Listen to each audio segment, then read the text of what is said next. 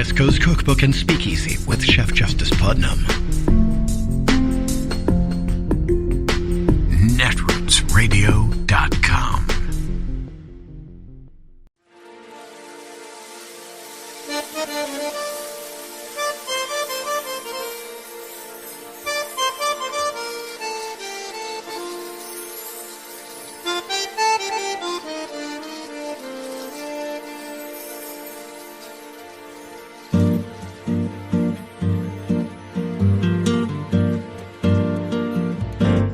Je voudrais du soleil vert, des dentelles et des théières, des photos de bord de mer, dans mon jardin d'hiver.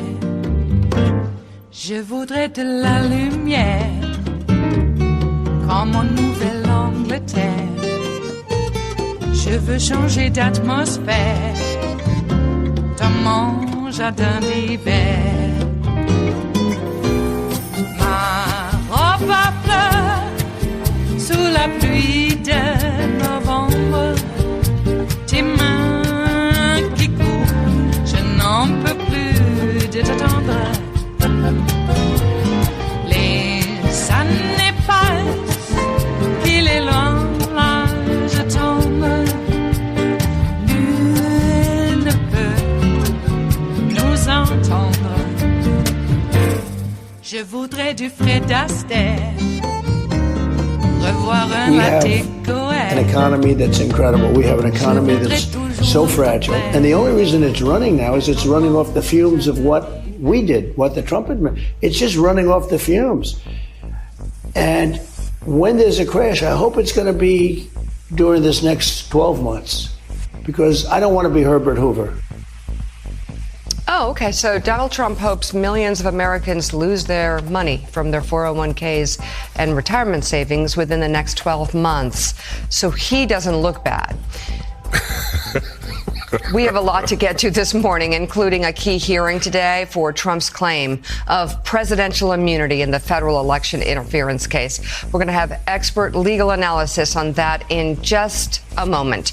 Plus, the very latest on two major developments in the Middle East. Israel says it has killed a Hezbollah commander in southern Lebanon. It comes as the Israeli military says it is shifting to a more targeted campaign inside Gaza.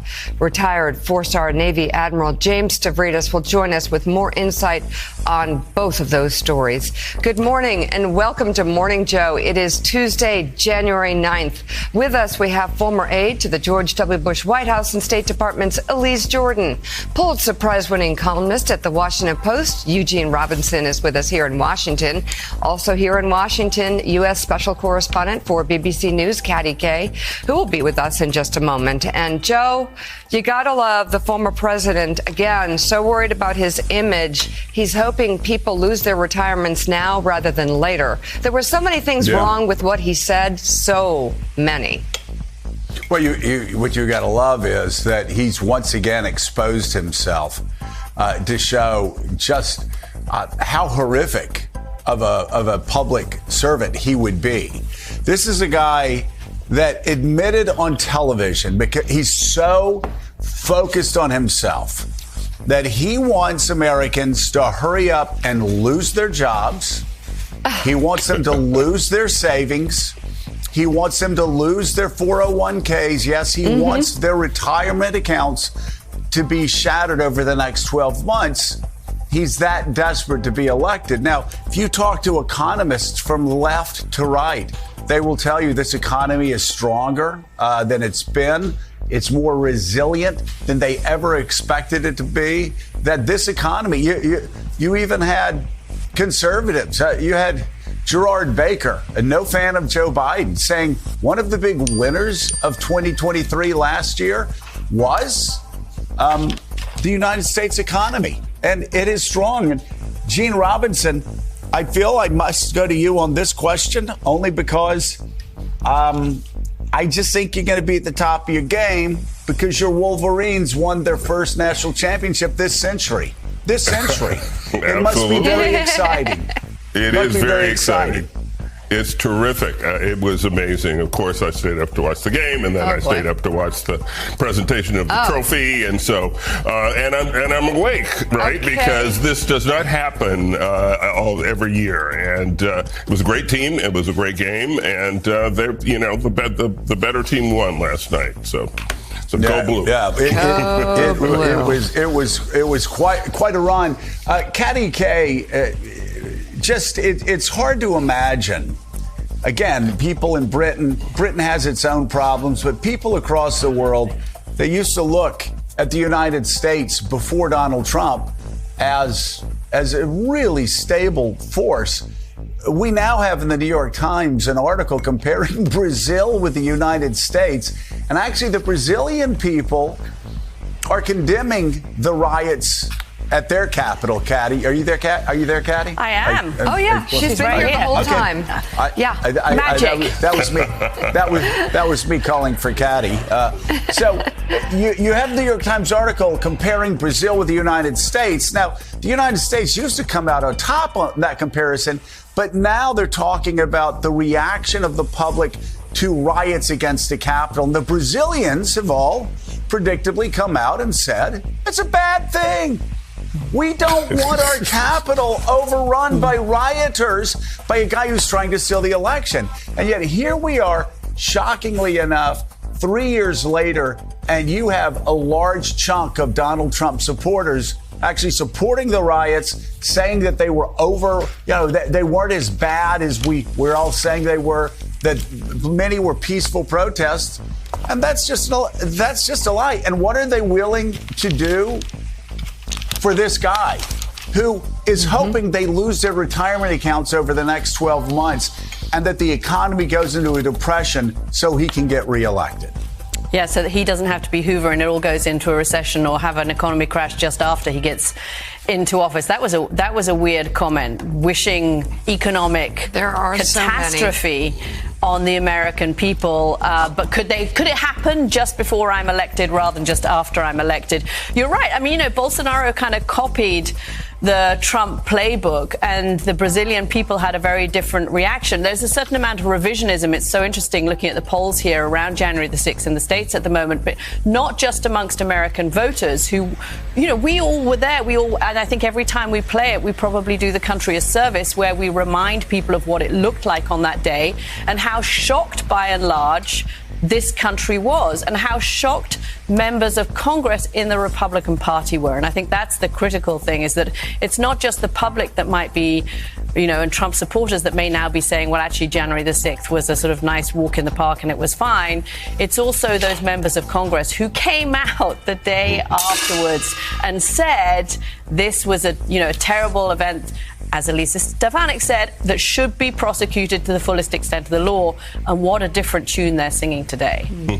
Well, and this past week we saw some clips that came out of members of Congress that were shouting, Republicans, shouting at the rioters, trying to get in and kill people inside the Capitol, saying that they were ashamed of them. And now what are they doing? Now they're on the side of the rioters. They're on the side of the rioters.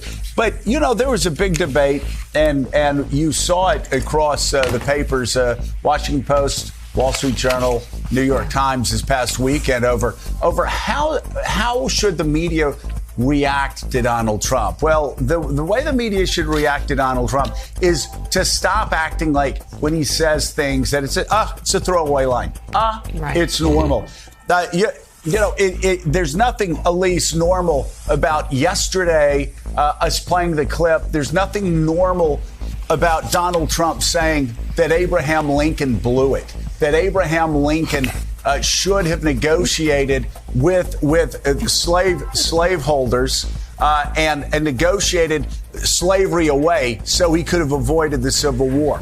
We talked about Nikki Haley for a week or two when Nikki Haley said what Nikki Haley said. But notice, you look through the papers. He attacked Abraham Lincoln. He said Abraham Lincoln was a warmonger. I see nothing in the newspapers about that because it's normalized. There's nothing normal about it. J.V. Lass with the Bulwark wrote a column that I hope is proves to be true, and I think it just may be, that Donald Trump is at his high water mark right now because he's waltzing through a primary, a coronation he won't even debate. And when he gets out in the heat of a campaign, every time he opens his mouth, he says things like this. I hope the economy crashes. I hope Wall Street crashes. I hope people lose their 401ks. I hope the economy's destroyed so I can get elected president. And it doesn't happen on my watch. And JV last said what a reporter for the National Review, a columnist for the National Review, baseball crank, said a couple years ago, which is this. When Americans are talking about Joe Biden, Republicans win. When Americans are talking about Donald Trump, Democrats win. And as Donald Trump goes into this election and he says crazier things every day, and they're getting crazier, Donald Trump's numbers likely will go down again. It is Tuesday, the 9th of January of 2024, and you are in West Coast Cookbook and Speakeasy. I am your chef de cuisine, Justice Putnam. Gunner the English Bulldog is our snoozing sous chef.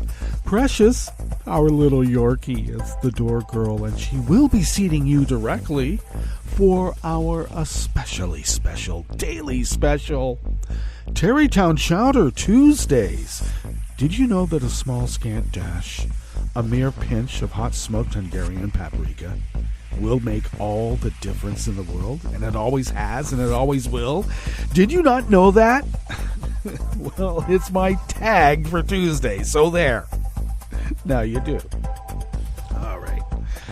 Fun and games aside, Donald Trump showed up in D.C. for the appellate court hearing on his immunity claim, where he's claiming that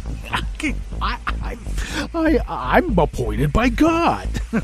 I can do anything I want. It's not a crime. And so 3 women are sitting in judgment right now. And I can't wait to hear the nicknames and how quickly they will be doxxed. And not only doxxed, but swatted. So they have that to look forward to, don't they? Oh, boy. Now, I just want to bring this up. Have you ever heard of any of this happening before in the history of the United States? Maybe during, the lead up to the Civil War, maybe. But even then, and, maybe it's because communication wasn't, so fluid as it is now, and yada, yada, yada. Not even in the lead up to the Civil War did you have the kinds of terrorism that we are experiencing at this moment in time. And who brought that on? One might say one Donald Trump, but who brought him there, and who's aiding and abetting at this very moment? I mean, we got the pipe bomber lady talking about a stolen election. And people are now believing, it's the rump part of the Republican Party, the toxic third that has always been in our body politic. It seems like they've really concentrated in the Republican Party, though. But let's not kid ourselves. They wield a bit of power only because of their outsized representation in the halls of power. And how did that happen? Gerrymandering. Part of it. So we have what I call Nazi billionaires funding these efforts and have for decades. We have electeds who are, by Trump's admission, his friends in Congress. Don't worry about it. Once I get it to my friends in Congress, they'll take care of it. And they are. So here he is in court saying, you cannot judge me for anything that I've done because I was already went through an impeachment process, and they said I'm good to go. So I'm good to go. Yet their argument during impeachment, his lawyers argued that there's no need to impeach because we have a criminal process. We have a judicial branch in this government. And I got to tell you, I haven't brought this up, But I have always been bothered when Mitch McConnell said in his speech about why we don't need to impeach because we have a judicial system in this government. He hasn't gotten away with anything. And then Mitch put his finger up in the air to make an exclamation point and said, yet. And then he repeated, yet. He hasn't gotten away with anything yet. So here we are at yet. Okay. Is he going to get away with it? Because now he's arguing, oh, it doesn't matter what I said during the impeachment. Or has he argued it? I don't know. At some point I had to turn it off because I have to do this show. I have to get my head wrapped around this show. Damn that guy. Okay. But yeah, is he going to get away with it? Is this yet? He's going to get away with it? Now it's yet. Uh-huh. I will say that the appellate court panel, from what I was able to listen to, didn't seem very taken with any of these arguments. Oh, he can get away with sending SEAL Team 6 to kill his political rival? Well, yeah, but if he's impeached over it, well, then, you can't take him to court unless he's been convicted in impeachment.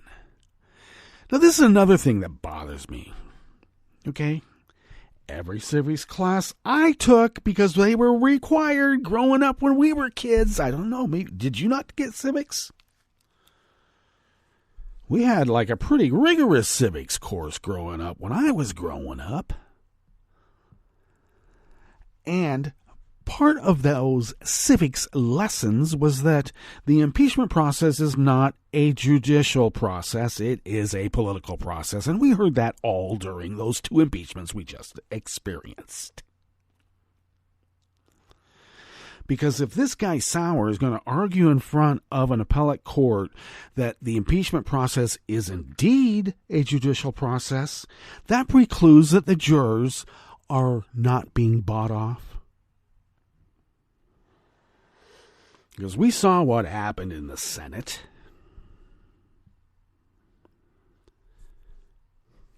It was clear as day. Donnie had his friends.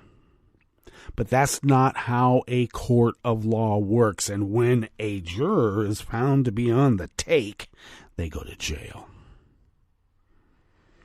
Is that going to happen in an impeachment process? Oh, no, because they'll argue the speech and debate clause. I'm protected under the speech and debate clause. Jesus. So we could blame it all on Trump that he brought this corruption upon us. But no, it's decades of Federalist Society and Heritage Foundation dicks microscopically attacking our system so they could chip away here and there. And now we're about ready to collapse because we've been undermined from within. God, I love these metaphors. I'm doing pretty good this morning. Jeez. And then I'm not even going to be able to get into my other bugaboo, and that's that guy Ackman. That hedge fund guy Ackman.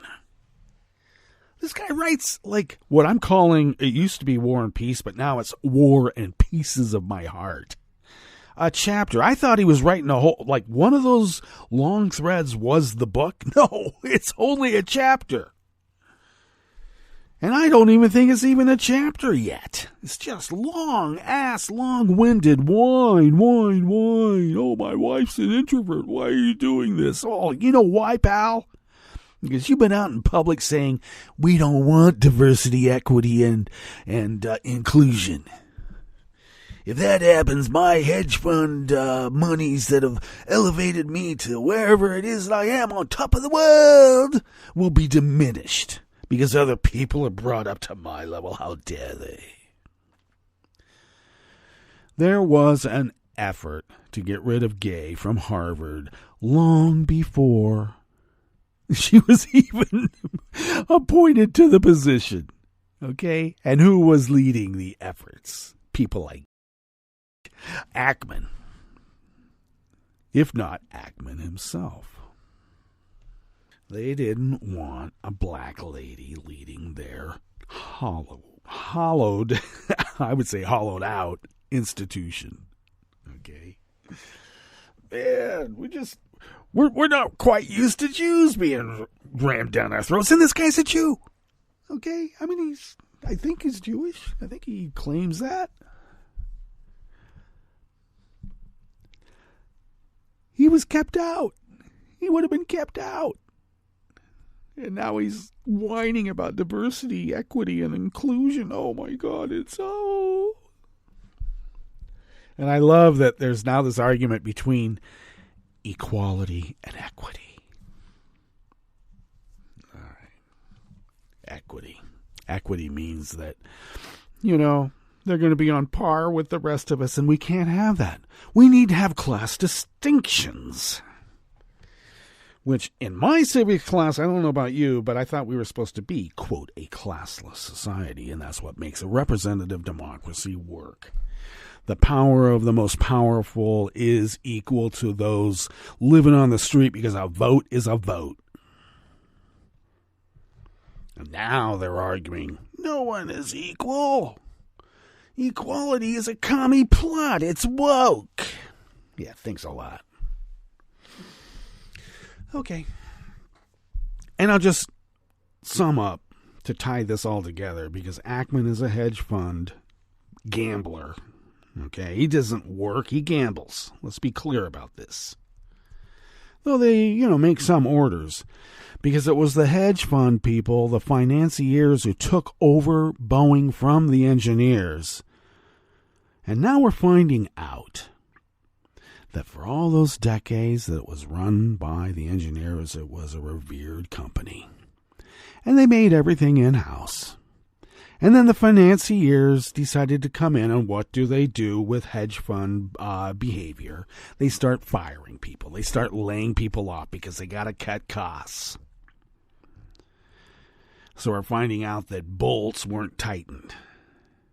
And so we're all presuming, oh my God, well, it could be even that Boeing, brought in some robots when they fired people from the factory floor. Well, no, what they did is they started outsourcing the building of a fuselage. And it's turning out that even though this subcontractor had been warned numerous times about their defects, the sub didn't do anything about it. So my mom's stock in Boeing is being impacted because of these hedge fund people who think that they're saving money for the company, but they're doing it for themselves, because the trickle-down effect on that one is that everybody invested in Boeing is finding out that it hurts. Effers. Okay. Enough of that. What do we have in store for you here for the rest of our salon that we call West Coast Cookbook and Speakeasy on this fine Tarrytown Chowder Tuesdays? Oh, just as a reminder, for Tarrytown Chowders, here at West Coast Cookbook and Speakeasy, we soak whole ears of corn in their husks in a citrus bath for quite some time. And then we roast that corn in its husks for a bit of time, caramelize, get some sweetness out of there. Then we take those kernels off the ear and put it in the chowder, just as fair warning. Okay? Because that's how we do it here. All right, what do we have in store for you here in the Bistro Cafe part of West Coast Cookbook and Speakeasy? Well, yeah, at the top there, Trump doesn't want to be Hoover, so he hopes that the market crashes right away. Of course, people will lose their homes, 401ks, and jobs, but then he'll be able to blame it on Joe. He's be able to kick the libs. So if you're losing your 401k, retirement, your job, if you're kicked out on the street, at least you know that guy is kicking the libs for you. Do you feel better? Some people will. That's what's scary. All right. On the rest of the menu, the president of the National Association of Realtors quit just 4 months into her tenure after receiving a blackmail threat. They won't say what that threat is. She comes from Idaho. Maybe she became woke, or I don't know. Maybe they didn't want a lady running the NAR. U.S. retail mortgage lender Loan Depot is struggling with a major cyber attack. Oh, how nice. People can't even call in and find out if their mortgages have been, I don't know, stolen, bought, who knows. And the Republican New Hampshire Attorney General is considering filing felony charges against the Democratic National Committee for calling its primary meaningless. All right. I don't know. Is that lawfare? I just don't know.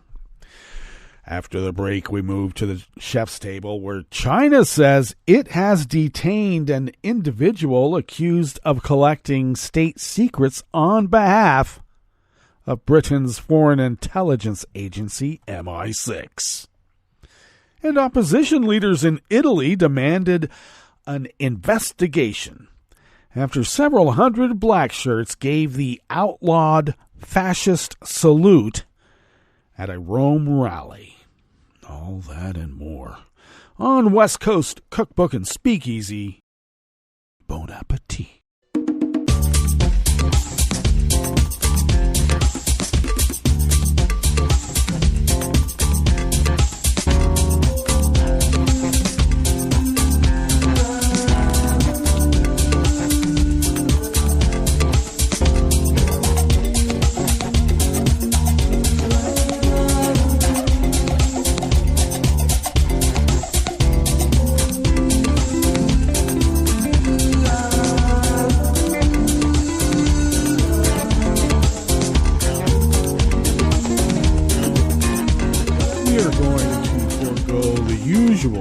That we usually go through in this time of the show, but we'll pick it up tomorrow maybe, won't we? Okay.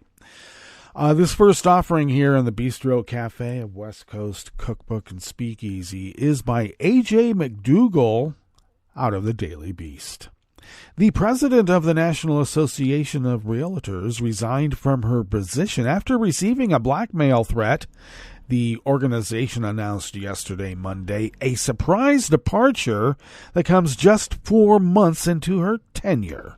Tracy Casper told association leadership that she'd received a threat to disclose a past personal, non-financial matter unless she compromised her position at NAR, the organization said in a news release. Casper refused to do so and reported the threat to police. It added, oh, maybe it was from members inside the NAR. Jeez. And when they say a non-financial matter, I wonder, yeah. I bet it had something to do with, I don't know, porn revenge or whatever they call it. Casper said in the news release that she had chosen to put the interests of the NAR first and was stepping down with a mix of gratitude and a heavy heart. Yeah, you were there for 4 months. Goodbye. The exact nature of the threat was not immediately clear, though we can surmise, can't we? And Casper and the NAR did not say if they were aware of the identity or identities of the alleged blackmailers. Yeah, alleged. They know. The association, which represents more than 1.5 million residential and commercial realtors, said in a news release that it was taking steps to protect the integrity of the organization. Yeah, you have a really good record on that. Kevin Sears, a Massachusetts real estate agent, will assume presidency of the association immediately because he's a guy. The NAR has been rocked by controversy in recent months, with Casper's predecessor, Kenny Parcell, resigning in August. Oh, I'd be looking at him maybe. Why did he resign? Well, just days after the New York Times published an investigation alleging he'd sexually harassed and discriminated against female colleagues. They got her in a compromised position. That's what I think it is. And 2 months later, CEO Bob Goldberg resigned ahead of schedule after a federal jury found the association and several large brokerages had conspired to artificially inflate home sale commissions for real estate agents. Oh, double dipping. The NAR and the brokerages were ordered to pay damages of at least $1.8 million in the case. That's all? Jeez. When realtors pay for errors and omissions to their broker, they are insured against much larger fines than that the whole organization was fined. Just saying. Now, Casper, aged 55, has served on the NAR's board since 2016 and is the broker owner of a real estate company in Boise Valley, Idaho. In the months after succeeding Parcell and in direct response to his resignation, Casper helped usher in a new National Association of Realtor policy that bans any elected officer who resigns or is ousted from office from association events for life. Now, does that mean that she can't go to a cocktail party at headquarters? Or does that mean she's not able to be a broker anymore? Well, that policy will now apparently apply to Casper as well.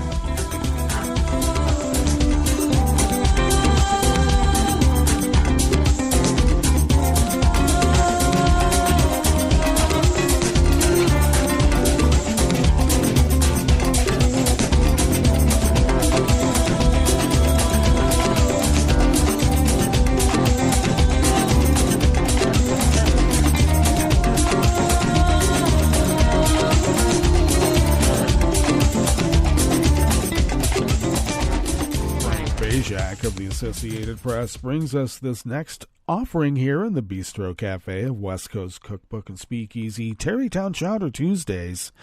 The U.S. retail mortgage lender Loan Depot is struggling to recover from a cyber attack that impacted its loan processing and phone service. In a filing yesterday, Monday, with the Securities and Exchange Commission, the company said data was encrypted by the unauthorized third party who broke into company systems. It said certain unspecified systems were shut down to contain the incident.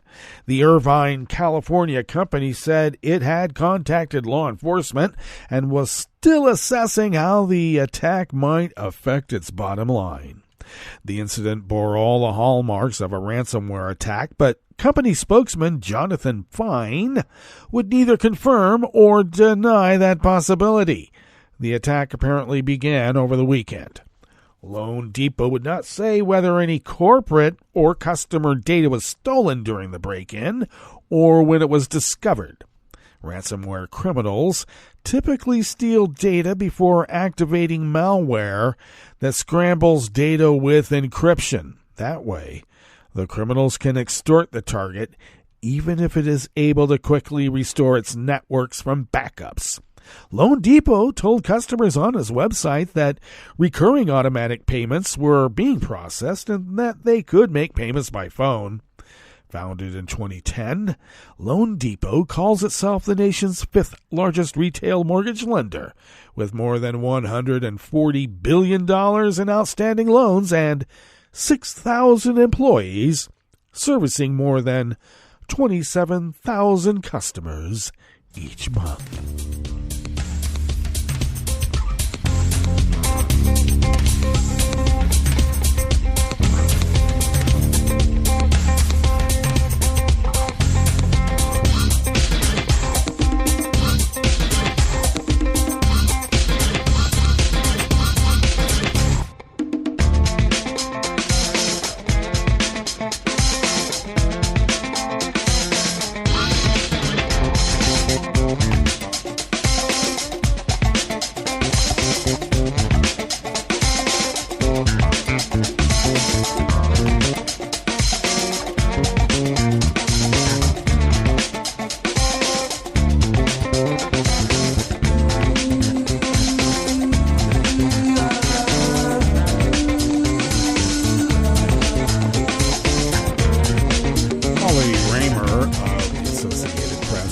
this final offering here in the Bistro Cafe of West Coast Cookbook and Speakeasy.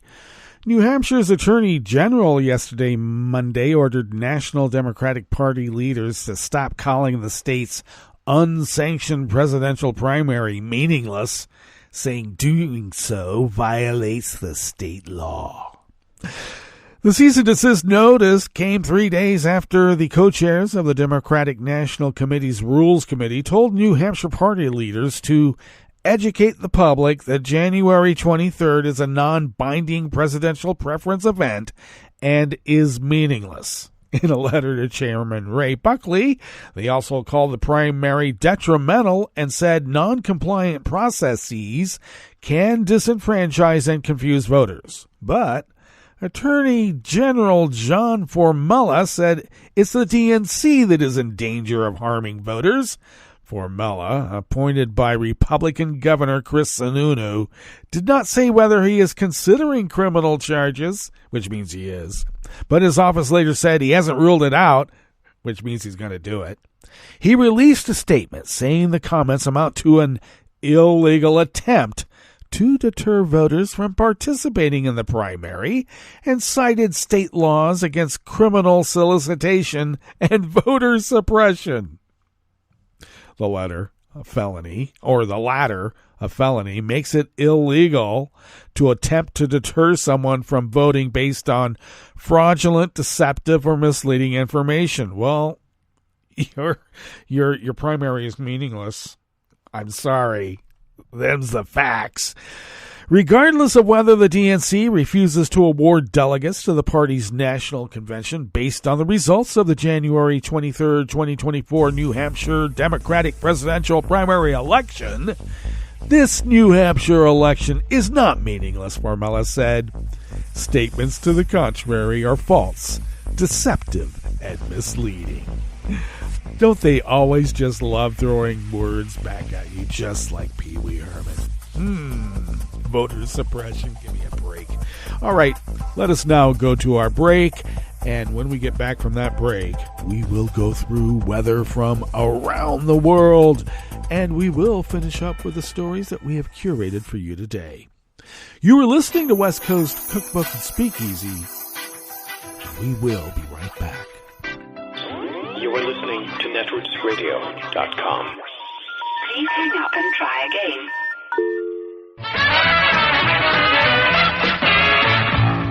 From a point at sea to the circles of your mind, a new force is at work for planetary transformation. New radio for a new Earth.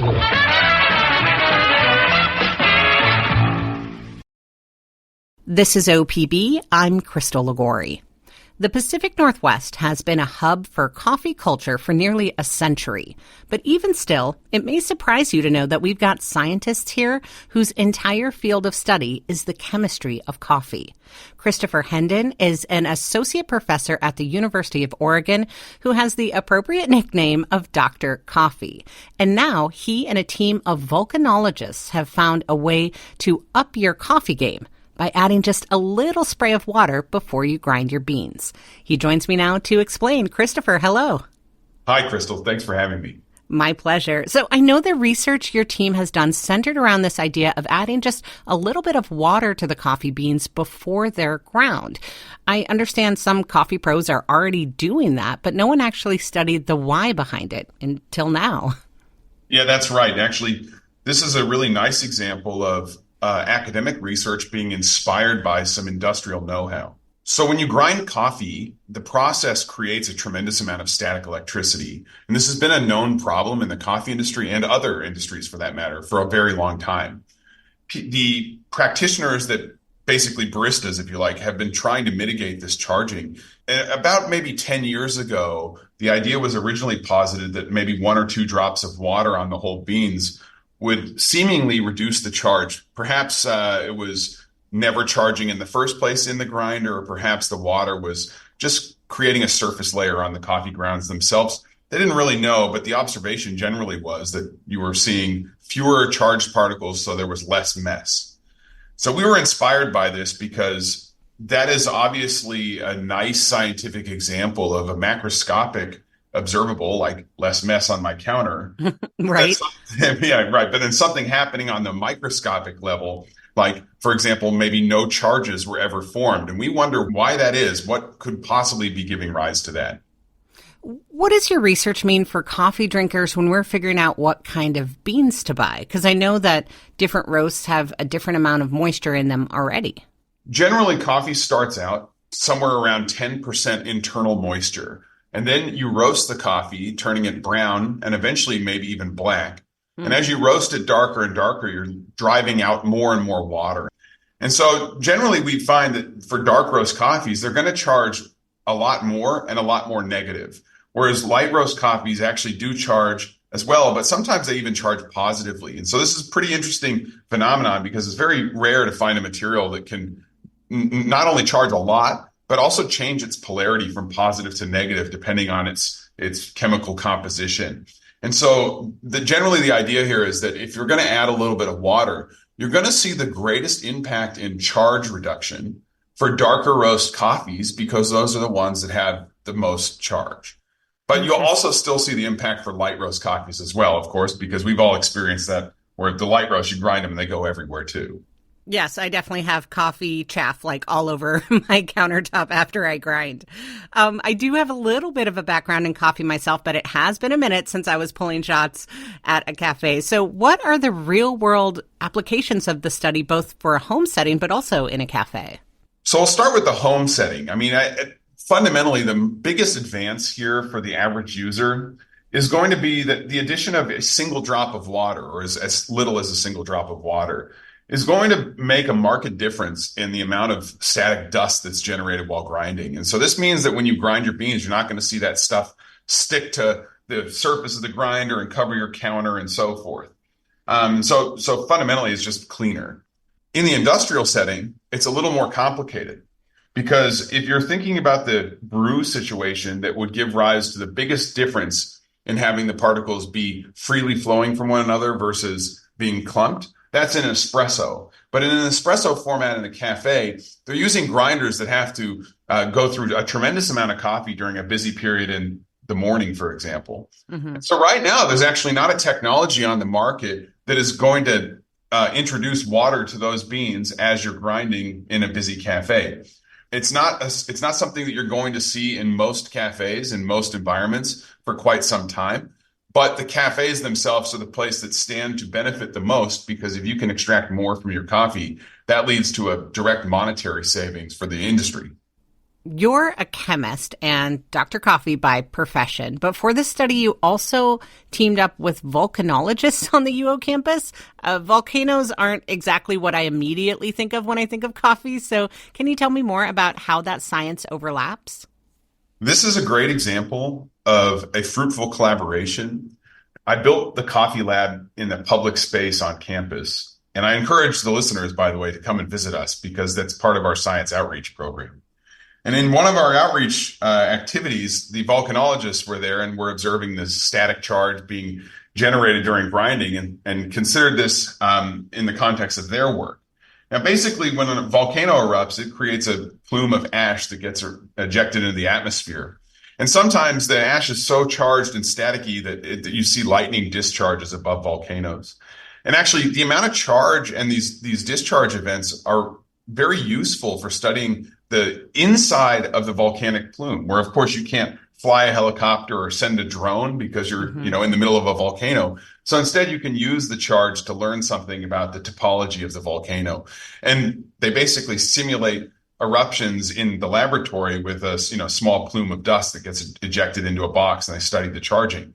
And so we had the technology on campus already, and certainly weren't the ones to invent it. And instead, we just repackaged it and basically placed that technology underneath the grinder. We're really just using expertise from the volcanologists that I had no idea was even something that people studied. But at the same time, they also had no idea that charging in coffee was something that mattered on the industrial scale to the coffee industry. So really, this was a really nice example of, having this open platform for us to meet each other, talk about pertinent problems, and, hopefully do some really excellent science. I know that you've shaped your career around coffee, so I am curious, what is your favorite way to drink coffee? Well, in the morning when I get up, I prepare 1 cup for myself and 1 for my wife. And I really enjoy that period of time because then I go off to work and I don't see her for the whole day. So that's certainly my favorite way to do it. It's just to pour over coffee in the morning.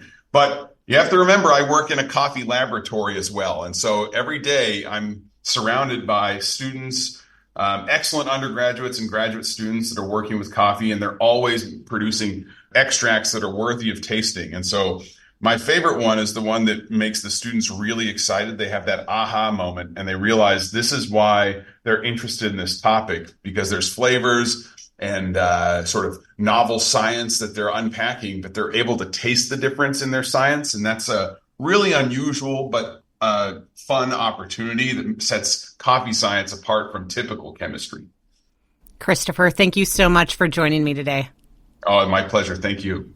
Christopher Hendon is an associate professor at the University of Oregon.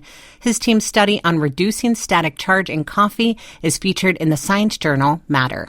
This is OPB. Hi, it's Tom.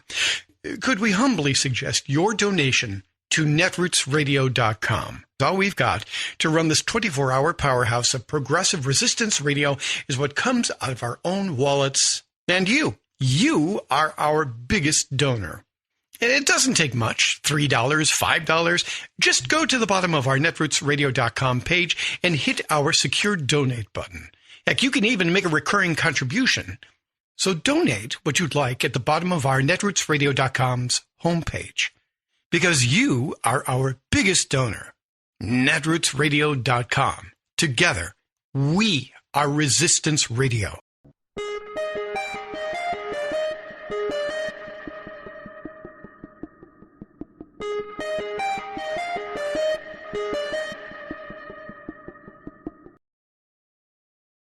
Why should we care that an Alabama DA has brought criminal charges against a small-town newspaper publisher and reporter? I'm Bill Newman, and this is the Civil Liberties Minute. The Atmore, Alabama News printed a truthful and accurate story about an investigation that the local DA has been conducting about the Escambia County School Board. Truthful and accurate. In response, the DA charged the publisher and reporter with disclosing grand jury information. The problem? While grand jurors may well have an obligation to remain silent, newspapers are not grand jurors. Newspapers have a very different obligation. Newspapers have the obligation and the right to inform the public. And newspapers, we've understood, have the right to publish grand jury information, as long as they didn't use illegal means to obtain it. Here, the DA has not alleged any such thing. As one press freedom organization put it, if the Nixon administration couldn't imprison journalists who printed the Pentagon Papers, the Alabama DA can't imprison journalists for writing stories about the Atmore, Alabama School Board. And then the story gets worse. As a condition of release on bond, the judge imposed a prior restraint order, prohibiting the reporter and the paper's publisher from printing any more stories relating to a grand jury unless the information already is first a public record, teaching us that freedom of the press, or not, as a practical matter, may depend on where you live. The Civil Liberties Minute is made possible by the ACLU, because freedom can't protect itself. I'm Rick Smith, and this is Labor History in 2. Do national security concerns outweigh the right of workers to form a union? That question was being debated on this day in labor history. The year was 2003. The head of the Transportation Security Administration, James Loy, made the case that collective bargaining would be an impediment to the war on terrorism. He signed an order that prohibited unionization by passenger and baggage screeners. The move was just one of several that eroded federal workers' rights in the name of national security in the aftermath of 9/11. The TSA was founded in the months after the 9/11 attacks by the Bush administration. Prior to the TSA, screening was done by private contractors run by the airlines. With the new organization, more than 45,000 screeners became part of the federal workforce. Massachusetts Senator Teddy Kennedy disagreed with the Bush administration's position that these workers could not join a union. He released a statement saying, "It's not Homeland Security, it's union busting." The TSA workers did not give up their fight to join a union. For the better part of a decade, they continued to organize and make their case. In 2011, the workers voted to become part of the American American Federation of Government Employees.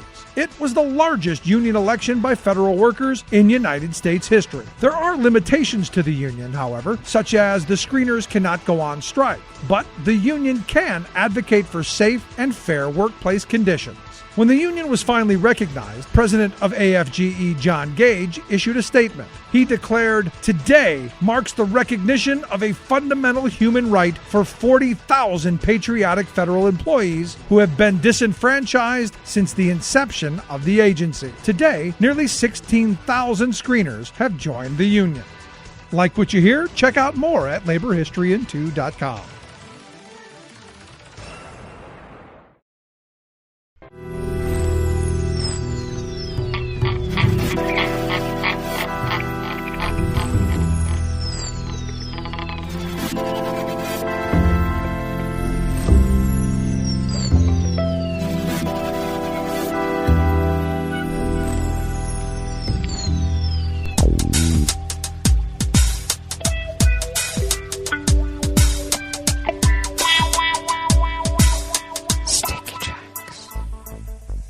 Thank you for accompanying us here to the chef's table at West Coast Cookbook and Speakeasy. Tarrytown Chowder Tuesdays, a small scant dash, a mere pinch of hot smoked Hungarian paprika will make all the difference in the world. It always has, and it always will. We always begin, whether from around the world, along the banks of the Rogue River, in the Rogue River Valley of southern Oregon on the west coast of the continental United States of America, where we are currently and still under an active winter storm warning, which means snow levels are down around 2,000 feet or less, and they are calling for blizzard conditions in the Cascades. So take care if you're traveling. I would suggest don't. Looks like we will have considerable cloudiness with occasional rain showers, and the occasional is happening right at the moment. And it looks like we're going to get just about a half an inch of rain from this occasional rain showers. Highs in the mid-40s. Winds out of the west-southwest at a brisk 10 to 15 miles per hour. And then tonight, looks like we're going to have rain all night. Lows in the lows to mid-30s, which means there could be snow there. Winds out of the west-southwest at 10 to 15 miles per hour. And looks like we're going to get almost 3/4 of an inch of rain overnight. Then tomorrow, a light rain early. Highs in the low 40s, then remaining cloudy with showers all afternoon and into the evening. Temps nearly steady then in the upper 30s. So winds will be light and variable. We'll see. It's a wintry mix, isn't it? Pollen is rated as none here in our little village of Rogue River. The air quality index for the region is in the good range at 20 parts per million, so that means people will burn their trash. The cleaner the air, the more they want to foul it. Damn them. But that daytime UV index is low at level 1, but I would still take care. So, don't let the sun kill you. Barometric pressure is rising at 30.16 inches. Visibility is at 7 miles, and relative humidity is at 94%. Weather from around the world is brought to you by a crowd of crowdsourced weather stations that a crowd crowdsources from around the world, and that is the Weather Underground. London is 38 degrees and fair. Paris is 28 degrees and cloudy with a potential disruption due to ice and snow. Rome is 52 and mostly cloudy. Bagram is 35 degrees and clear. Kyiv is 20 degrees and cloudy. Hong Kong is 68 and fair. Tokyo is 40 degrees and clear. Melbourne, Victoria, Australia is 65 degrees and clear. San Francisco, California is 52 degrees and cloudy with a small craft advisory on the bay and offshore. Chicago, Illinois is 35 degrees with a snowy rain mix, and an active winter storm warning, and a small craft advisory themselves. So take care. Oh, and New York is 45 degrees Fahrenheit with heavy rain showers and an active storm warning. And that is weather from around the world, brought to you by a crowd of crowdsourced weather stations that a crowd crowdsources from around the world.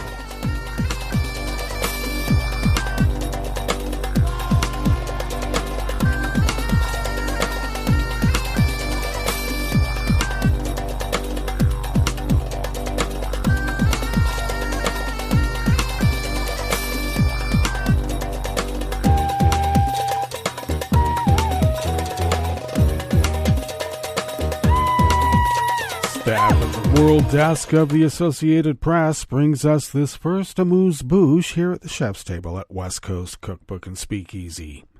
China says it has detained an individual accused of collecting state secrets on behalf of Britain's Foreign Intelligence Agency, MI6. The Ministry of State Security posted on social media yesterday, Monday, that Britain had been cooperating since 2015 with the person who said it was a citizen of a third nation and had the surname Wong.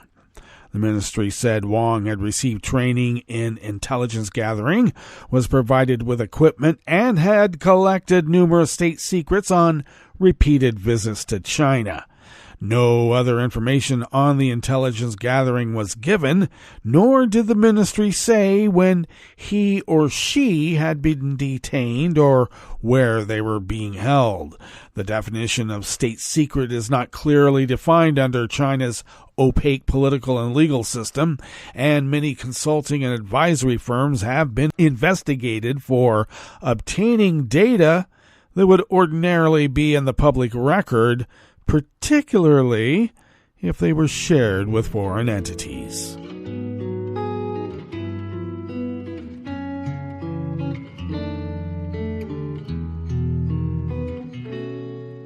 Je te donne ce mon amour pour la vie entière, la promesse de me trouver à tes genoux. Aussitôt que tu m'appelles, rester toujours fidèle, c'est tout, c'est tout. Je te donne tous mes printemps, mes étés de mer, mes automnes quand les feuilles tombent partout. Si ce n'est pas une bonne affaire, je te donne tous mes hivers. Francis D'Amelio of the Associated Press brings us this final amuse-bouche here at the chef's table at West Coast Cookbook and Speakeasy, Tarrytown Chowder Tuesdays.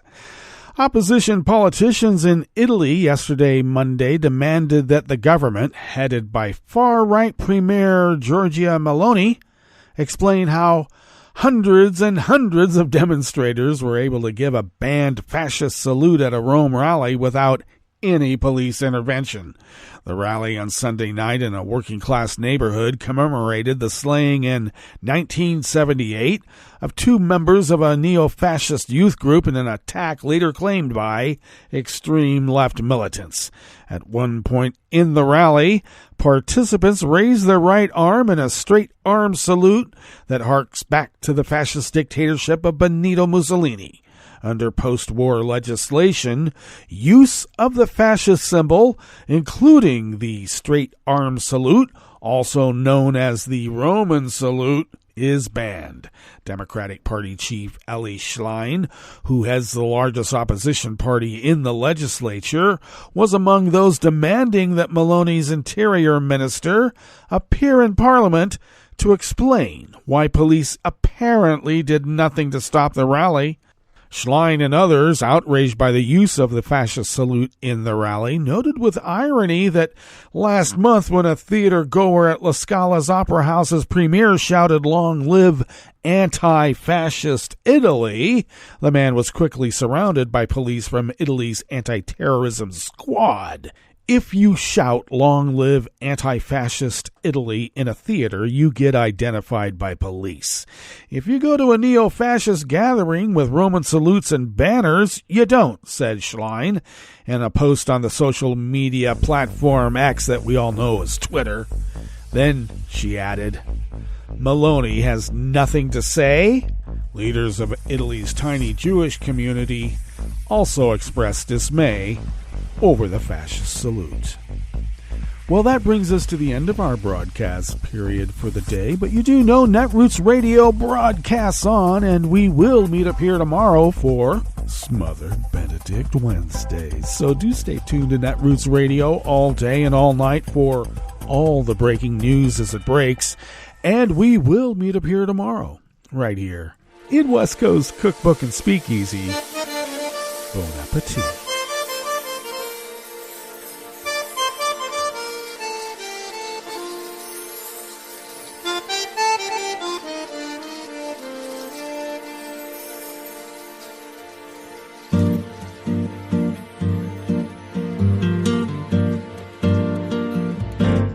Je voudrais du soleil vert, des dentelles et des théières, des photos de bord de mer, dans mon jardin d'hiver. Je voudrais de la lumière, comme en Nouvelle-Angleterre. Je veux changer d'atmosphère, dans mon jardin d'hiver. Ma fleur sous la pluie de novembre, tes mains qui courent, je n'en peux plus de t'attendre. Les années passent, il est loin, là je tombe. Nul ne peut nous entendre. Je voudrais du Fred Astaire, revoir un latte Goël. Je voudrais toujours te plaire dans mon jardin d'hiver. Je veux déjeuner par terre, comme au long de golfe clair, t'embrasser les yeux ouverts dans mon jardin d'hiver.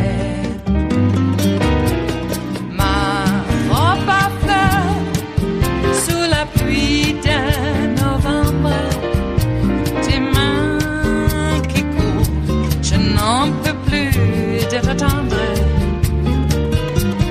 Les années passent, il est loin, là je tombe. Nul ne peut nous entendre. Ba-da-da-dum-di-da-dum. Ba-da-da-dum-di-da-dum. Ba-da-da-dum-di-da-dum. Dans mon jardin d'hiver. Ba-da-da-dum-di-da-dum. Ba-da-da-dum-di-da-dum. Ba-da-da-dum-di-da-dum. Dans mon jardin d'hiver. Dans mon jardin d'hiver. Dans mon jardin d'hiver.